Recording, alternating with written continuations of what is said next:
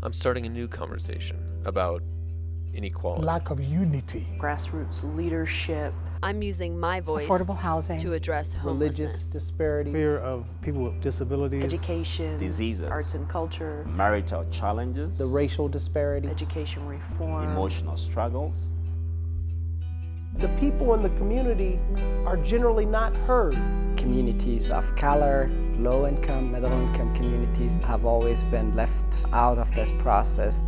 We don't see the perspectives of the regular folks or the folks without money, and so it's a very disempowering state to be in. I just couldn't walk into ABC and say, hey, I want to do this show, and then take me seriously.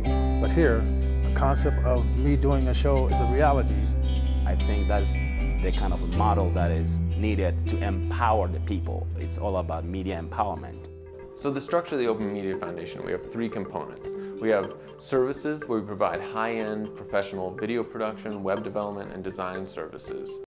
The second phase is our education programs designed to move people from a dependency on the Open Media Foundation towards self-sufficiency, where they can create their own media, be their own voice, and reflect their own perspective in the social conversation. The third component is the resources that we provide through the Open Media Foundation. It's not just television studios, it's field equipment, it's editing equipment, it's software and distribution channels that people need to be their own voice in the media. The image of what you are and what you're all about is often now first seen on a website. In researching, I found out about Open Media Foundation, and not only were they cost-effective to us, but they were so easy to work with. They completely understood what we were all about, who we were trying to serve, and how we were trying to go about that. And I myself have never been involved in creating a website, and now I can easily maintain the one that we have. Having a place like Senior Resource Center can really make the difference in being able to spend that quality time with a loved one. And not having to be in that stressed place, in that place of panic and overwhelmed, and I have to do all these other things, but really what I want to do is just spend time with that person I love. He's the only male figure in Omar's life. There's nobody else. Even though my dad's not around, I still have somebody to talk to. Me and Tom, we can talk about anything, so it's always fun being around him. And my dad is somewhere in my heart.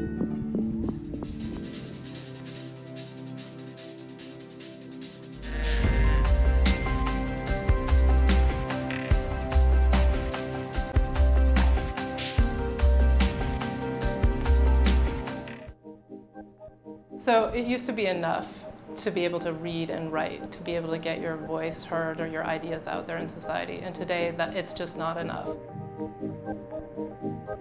These tools have become so cheap and easily accessible that a lot of people are able to learn how to use them and to distribute them over the web, but not everyone. And the Open Media Foundation is really providing those tools to communities that wouldn't otherwise have access to them. It's a skill I've acquired, something I didn't have to pay thousands of dollars in college to do that. I had 15 years experience as a newspaper reporter, but my deficits make it impossible for me to write clearly. I can't write, but I can turn on a video camera. And despite all my deficits and obstacles and long learning curve, we get there in the end. Even if we're not technically perfect, we do have mistakes here and there. I mean, we go home and laugh about that, and we plan to do the next one. Most of the time when you hear people say, oh, you are producing a show, it's like, ooh, well, it's possible. Anyone out there is able to do that. It just takes the first step of walking through the doors and at least taking a tour of this place and going from there. CPC has gone from having no skills or videos to producing over 15 videos and production of over 10 studio programs, which has helped us gain more awareness in the community. If I had not had opportunity to be trained at DOM, if I had not had opportunity to use equipment, then my message would have been nice and great on that Sunday, and that would have been the end.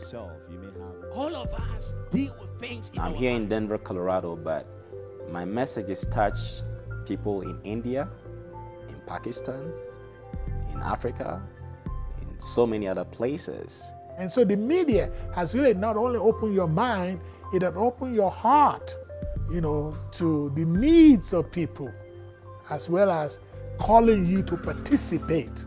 And that's the key, participation. The hands of power are shifting to the common people.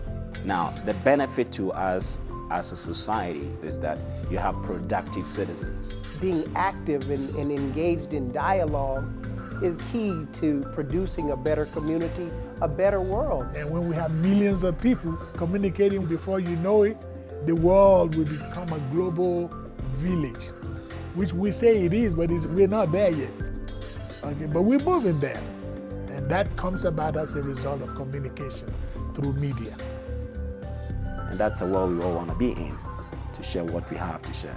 We are trying to educate you about brains, brain anatomy. And I know it's a boring subject, and this one looks like it's been decomposing. I have holes in my brain, and I'm disabled, but I still have something to contribute. It gives a voice to the voiceless. It gives power to the powerless. And you will get a little lesson in brain anatomy. It's very empowering to be around so many passionate people who are dedicated to solving contemporary social problems. I want to see people live their fullest. I want to see people enjoy life, fulfilling their dream and their destiny. This is the type of community that I would like to live in. A community where we all equal.